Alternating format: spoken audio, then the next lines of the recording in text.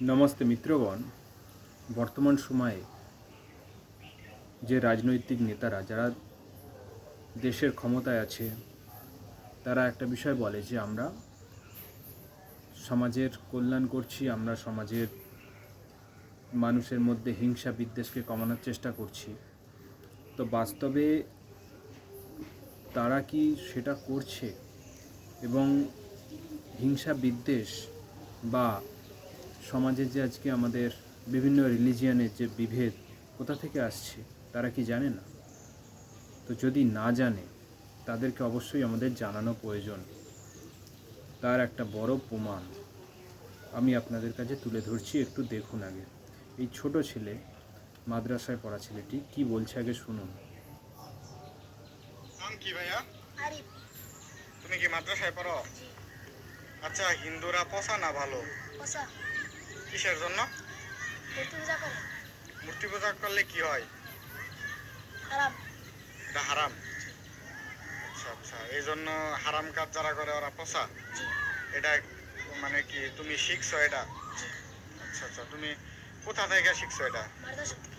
মাদ্রাসা থেকে? মাদ্রাসা হুজুর বলছে যে মূর্তি পূজা যারা করে ওরা পোষা এবং মূর্তি পূজা হারাম কাজ, এটা মাদ্রাসা থেকে বলছে। ও আচ্ছা, এই জন্য তুমি হিন্দু করে পোষা মনে করো? আচ্ছা, মাদ্রাসা থেকে আর কি শিখছো? জিহাদের কথা। জিহাদের কথা? জিহাদ কি? অমুসলিম অমুসলিমের সাথে যুদ্ধ করা। মুসলিমের সাথে যুদ্ধ করা। আচ্ছা আচ্ছা, এটাও তোমার মাদ্রাসা থেকেই হুজুর বলছে, শিখাইছে। জিহাদ কবে করবা? ইমাম মেহেদি চলে আসলে। ইমাম মেহেদি চলে আসলে জিহাদ করবা, এটা কি হুজুরেই বলছে? আচ্ছা আচ্ছা, হুজুরে তোমারে কি বলে, মানে তুমি বড় হয়ে জিহাদ টিহাদ করবা বা এরকম কিছু কি বলছে কখনো? কি বলছে একটু বলো তো।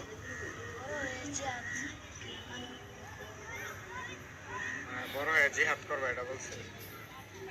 জিহাদে তো অনেক মারামারি করা লাগে, অনেক তলোয়ার দিয়ে যুদ্ধ করা লাগে, এগুলা কি তুমি করতে পারবা?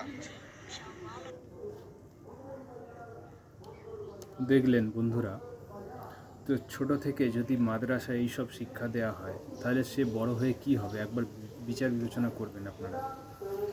এবং আমাদের ভারতবর্ষে সরকারি অর্থে এই মাদ্রাসায় টাকা দেওয়া হয়, কিন্তু গুরুকুলে টাকা দেওয়া হয় না। ভাবুন একবার, এই গুরুকুলে কিন্তু কোনো ধরনের এই ধরনের জেহাদ বলুন, এই যে হিংসা বলল যে হিন্দুরা মূর্তি পূজা করে তাদেরকে মানে তারা হারাম করছে, ভুল করছে, তো এইগুলো কিন্তু কোথাও গুরুকুলে শেখানো হয় না। গুরুকুলে পঞ্চমহাযজ্ঞ, তার সঙ্গে আমাদের সনাতন ধর্ম সর্বে ভবান্তু সুখিনা এগুলো শেখানো হয় এবং আত্মরক্ষার শিক্ষা দেওয়া হয়। অবশ্যই যে অধর্মের কাজ করবে তাকে কাউন্টার করার মতন যেন নিজেকে তৈরি থাকা যায়, এটা কিন্তু গুরুকুলে শেখানো হয়। কিন্তু গুরুকুলে এই ধরনের পার্টিকুলার বলা হয় না যে ও অন্য কোনো বিশ্বাসে আছে, ওকে হত্যা করে দাও কিংবা যুদ্ধ করো, এটা কিন্তু বলা হয় না। আমাদের বিচারের মাধ্যমে বলা হয় যে বিচার করো, তুমি যুক্তি দাও, তার মাধ্যমে কিন্তু তুমি পরিবর্তন করতে পারো। তো আমরা অর্থ উপার্জন করছি, কিন্তু এই যে সমাজে ভবিষ্যৎ প্রজন্ম আসছে আমাদের, লক্ষ লক্ষ মাদ্রাসা কি শিক্ষা পাচ্ছে এবং সমাজের কি কল্যাণ হবে একবার আমাদের এই নিয়ে ভাবা উচিত। এই বিষয়ে সমাজে জাগরণ হওয়া উচিত। এই মাদ্রাসা শিক্ষার মূল শুরু করেছিল হচ্ছে কংগ্রেস সরকার, সংখ্যালঘুদের খুশি করার জন্য। নমস্তে, সবাই ভালো থাকবেন এবং এই বিষয়ে সচেতন হবেন এবং ভিডিওগুলো লাইক শেয়ার করবেন যাতে মানুষের কাছে এই বার্তাগুলো ছড়িয়ে যায়।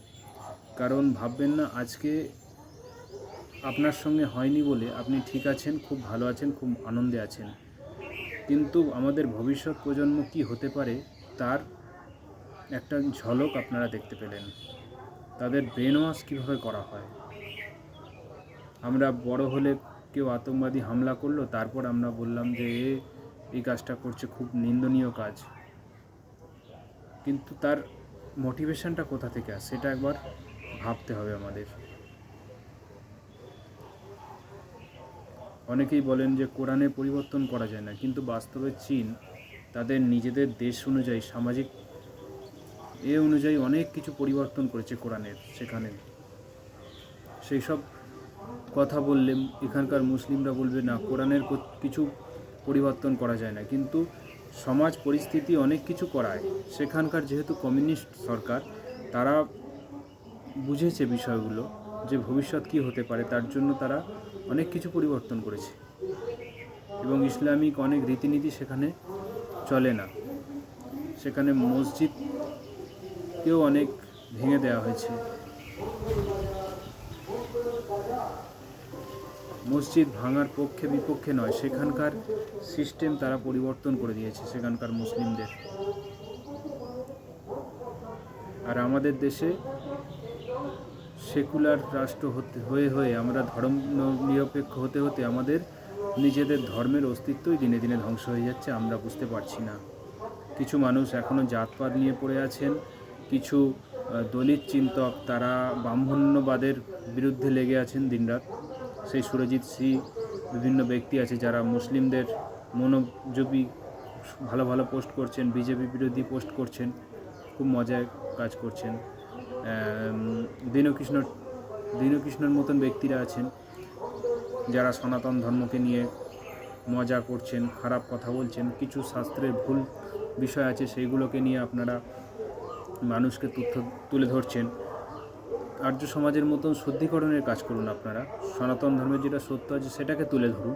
তাহলে তো শ্রেষ্ঠ ধর্ম প্রতিষ্ঠা হয়ে গেলে এই বিশ্বেই অশান্তি থাকবে না। মানুষ হওয়ার শিক্ষা এই বেদ দিচ্ছে, আর সেটা প্রচার আমরাই করি। মনুর্ভব জনয় দৈবং জনম, যেটা অন্যান্য সংগঠন করে না। বেদ বলছে এক পথে এসো, এক পথে তোমাদের বিচার সমান হোক। আর বেদের বার্তা পঞ্চমহাযজ্ঞ জীবনে ধারণ করলে সমাজ সুন্দর হয়ে উঠবে। কারণ প্রত্যেক মানুষ প্রকৃতি থেকে নেয়, তার বদলে কি দিচ্ছি আমরা সেটা একবারও আমরা ভাবছি না। যজ্ঞের মাধ্যমে আমরা যেগুলো শুদ্ধির কাজ করি, প্রকৃতি শুদ্ধি, আমরা প্রত্যেক দিন মলমূত্র ত্যাগ করি। সে হিন্দু, মুসলিম, খ্রিস্টান, গাড়িও চালায় সবাই, কিন্তু বাস্তবে সেই মানুষগুলো প্রকৃতির জন্য কি করছে কেউ ভাবে না। এই জন্যই সনাতন বৈদিক ধর্মে যেগুলো আছে সেগুলো পারফেক্ট এবং সত্য। সেই পথ যদি আমাদের বর্তমান পৌরাণিক সমাজের মানুষও যদি গ্রহণ করতে পারে, প্রচার করতে পারে, এবং ঈশ্বরের এক নাম ওম, সেই ওম নামকে যদি আমরা মুখ্য নাম ওম নাম দিয়ে প্রচার করি, তাহলে কিন্তু আমাদের সমাজ আবার ঐক্যবদ্ধ হবে এবং সবাইকে সমান অধিকার দেয়া, যেটা বেদ বলছে, সেই পথে আমাদের চলতে হবে। শ্রীনন্দে বিশ্ব অমৃতস্য পুত্র, সবাই অমৃতের সন্তান, কেউ বড়ও নয় কেউ ছোটও নয়, এই বার্তা বেদ দিয়েছে। বেদের পথে আসতে পারলেই সমাজ এক হয়ে যাবে, না হলে কিন্তু এইভাবে দ্বন্দ্ব, হিংসা, রিলিজিয়ান মানেই তার ব্যক্তিগত মতবাদ, সেই মতবাদ অনুযায়ী তারা চলছে। নমস্তে, আপনারা একটু চিন্তা ভাবনা করবেন, তাহলে কিন্তু ঠিক হবে।